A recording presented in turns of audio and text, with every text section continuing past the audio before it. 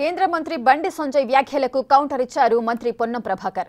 MLC ఫలితాలను Ramzan gift తో పోల్చడం ఆయన రాజకీయ పరిణితి ఏంటో తెలుస్తుందన్నారు.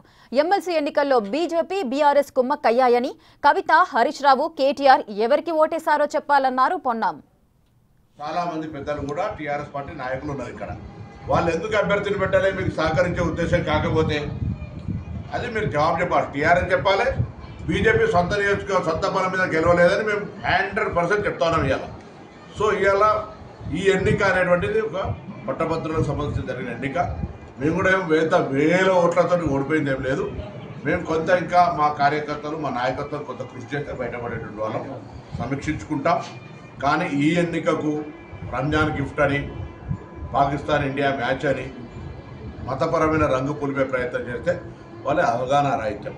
డెఫినెట్లీ కాంగ్రెస్ పార్టీ ప్రజాపాలనకు సంబంధించి అన్ని రకాల కార్యక్రమాలు చేస్తూ ఉంది.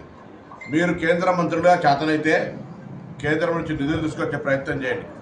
2 బడ్జెట్లల్లో మీరు రాష్ట్రానికి ఏం ప్రయోజనం కలిగే పని జరగలేదు. ముఖ్యమంత్రి గారు చెప్తారు అనేక సందర్భాల్లో కొన్ని ప్రాజెక్టులకు అడ్డం పడుతున్నటువంటి పరిస్థితి. నేను ప్రత్యేకించి బండి సంజయ్ గారిని కోరుతాను. హైదరాబాద్ నుంచి రామగుండం దాకా గతంలో రాజీవ్ రహదారి నిర్మించడం. ఇవాళ ప్రజలకు సౌకర్యం అవసరం ఉంది. మనకు రైలు రూట్ లేదు, దాన్ని 8 ఏళ్ల రహదారిగా మార్చే ప్రయత్నం చేయండి. హైదరాబాద్ మంత్రిగా బ్రాండ్ ఇమేజ్ పెంచాల్సిన కిషన్ రెడ్డి గారు ఇక్కడ నుంచి ప్రాతినిధ్యం వహిస్తూ గతంలో టూరిజం అండ్ ఆర్కియాలజీ మినిస్టర్గా ఉండి హైదరాబాద్ ఆర్కియాలజీ టూరిజానికి ఒక ప్రత్యేకమైనటువంటి ప్లేస్ ఇది. ఏం చేసినారని అడుగుతున్నాం, ఏ ప్రాజెక్టు తెచ్చినారని అడుగుతా ఉన్నాం.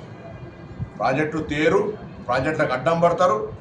దేశంలో 29 రాష్ట్రాల్లో తెలంగాణ ఒక అంతర్భాగమైనప్పటికీ కూడా భారతీయ జనతా పార్టీ ఈ రాష్ట్రం పట్ల వివక్ష చూపెట్టి మీరు గతంలో 10 సంవత్సరాలు కేసీఆర్ గారు మమ్మల్ని అడగలేదనే కారణం మీద తప్పించుకోగలిగారు.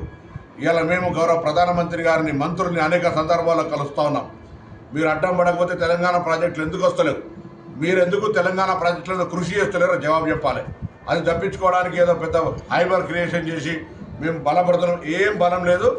Telangana Bharatiya Janata party, Telangana TRS party వేరు కాదు అనేది ఈ ఎమ్మెల్యేసీ ఎన్నికల్లో నిరూపణ.